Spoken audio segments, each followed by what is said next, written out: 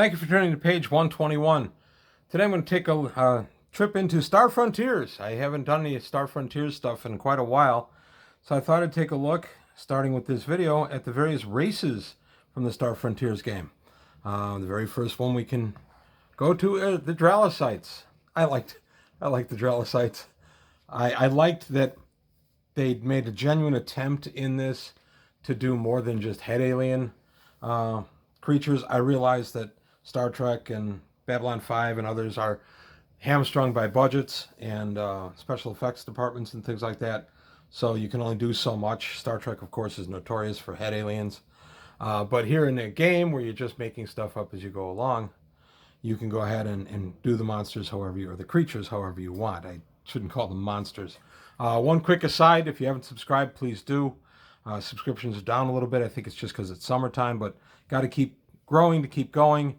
And so if you could subscribe, I'd really appreciate it. Also take a look at my Patreon. If there's anything you can do to help out and support the channel there, that helps me get better equipment. It helps me keep up to date on various books and things like that. That's it. End of commercial. Of my existing subscribers and patrons, thank you both. I appreciate the support. On to the Dralasites. I like the Dralasites. Their physical appearance and structure. They are short, rubbery aliens that have no bones or hard skin parts, or hard body parts. Their skin is a flexible membrane, very tough and scratchy. Generally dull gray, lined with dark veins that meet at the Dralasites' two eye spots, right there. The internal structure of Dralacite is very different from other races. The central nerve bundle, brain, numerous small hearts, and other internal organs float in a pudding-like mixture of protein and organic fluids. Dralasites breathe by absorbing oxygen directly through their skin. They have no lungs. They are omnivores, but eat by surrounding their food and absorbing it. So they also have no digestive tract or intestines. It'd be kind of fun to watch one of these guys just, surround a Big Mac and just suck the thing in. Dralasites go through male, female, and neutral stages during their lives, and they can be controlled. These phases can be controlled by medicines. Males release spores into the air, which drift until they become attached to a female. A young Dralasite then sprouts from its mother, eventually maturing and dropping off. I love the pictures here, just in his normal form here, and then we've got the amorphous form where it can shape change. Not a lot of people be interested in Dralasites because they could shape change, but once I explained to them that it was really just a matter of flattening out your body, it became less exciting. They thought it was shape change, like I could turn into another guy and sneak past the guard and that kind of thing. But I still had a number of Dralasite players. Most important sense for Dralasite is smell. They breathe directly through their skin, and the entire membrane is sensitive to odors. Their sense of smell is so keen that they can identify persons by smell alone and recognize familiar smells on objects or persons. Membrane also is sensitive to touch and to vibrations, allowing the Dralasites to hear and feel. They see only in black and white. They see shapes and light and darkness very clearly, and can see a difference between distinct colors, blue and green for example, because one is darker than the other, but they don't actually see colors. Speech. Dralasites have a voice box, but it works like a bellows because they have no lungs. Dralasite's voice can vary from a soft whisper to a thundering roar, and from a bass rumble to a piercing screech. Among themselves, they use shapes, odors, and touch to communicate, in addition to voice. That's kind of neat. Society and customs. Dralasites are philosophical and thoughtful. The communities are small, and many Dralasites prefer to live alone. They don't care about wealth, power, or status symbols. They judge themselves by the quality of their ideas and their ability to discuss important ideas wisely. They often hold large public meetings to discuss new ideas. Some of the Dralasite that are better played tend to be very talkative and tend to stake out a position and then defend that position. But usually with a reasonable sense. They won't just be stubborn to be stubborn. Most well-played Dralasite will actually come around if they can be convinced of another point of view. Steam baths are another favorite Dralasite recreation. They mix perfumes and intoxicants with the steam. These affect Dralasites the way alcohol does humans or Yazirian. Dralasites are widely known for their strange sense of humor. They love old jokes and puns that make humans groan. They love Svengoolie. Many human comedians who could not work in human cities have become rich performing on Dralasite worlds. Dralasites do not normally wear clothes because it makes breathing difficult and interferes with their sense of smell. They usually carry their equipment on web belts. When they must wear special clothing to protect themselves, they use special materials to let air reach their skin. A Dralasite suit for vacuum would be a very interesting construct.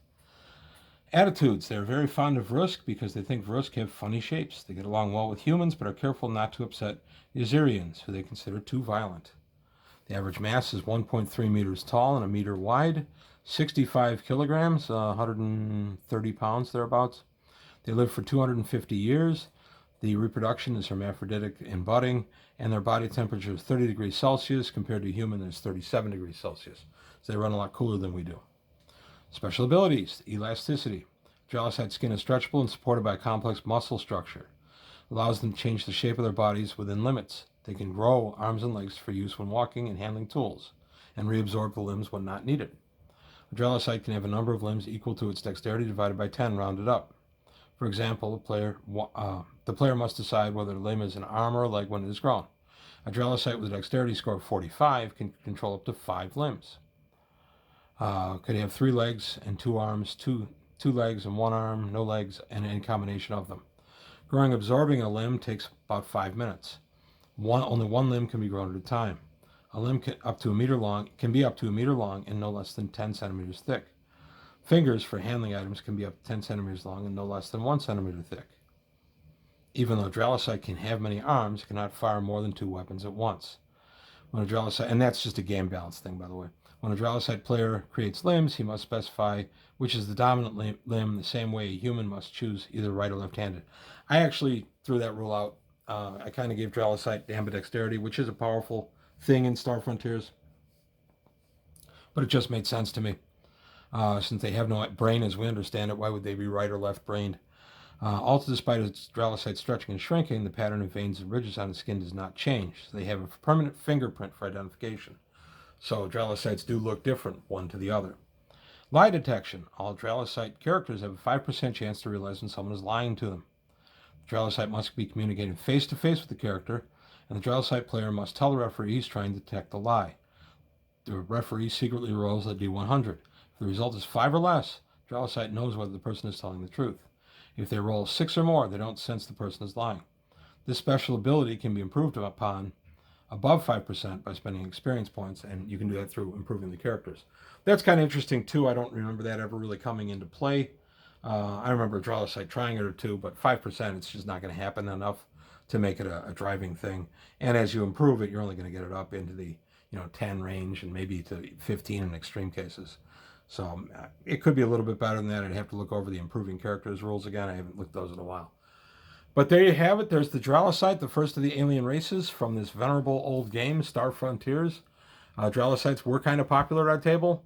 Overwhelmingly, characters played in Star Frontiers in our campaign were human, but we did see some Dralacites and some others.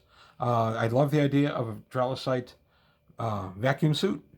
I'm sure that there's the equipment guide somewhere for it that I've just momentarily forgotten about, but I'll have to do a little research on that because the way they absorb oxygen through the entire skin, that would be a very specialized piece of equipment indeed. Maybe just a ball full of atmosphere. So there you have it. That's it for today on page 121. A nice quick look at race from Star Frontiers. I hope you enjoyed it. If you did, please like and subscribe. And I want to thank you for spending your time watching page 121. See you next time.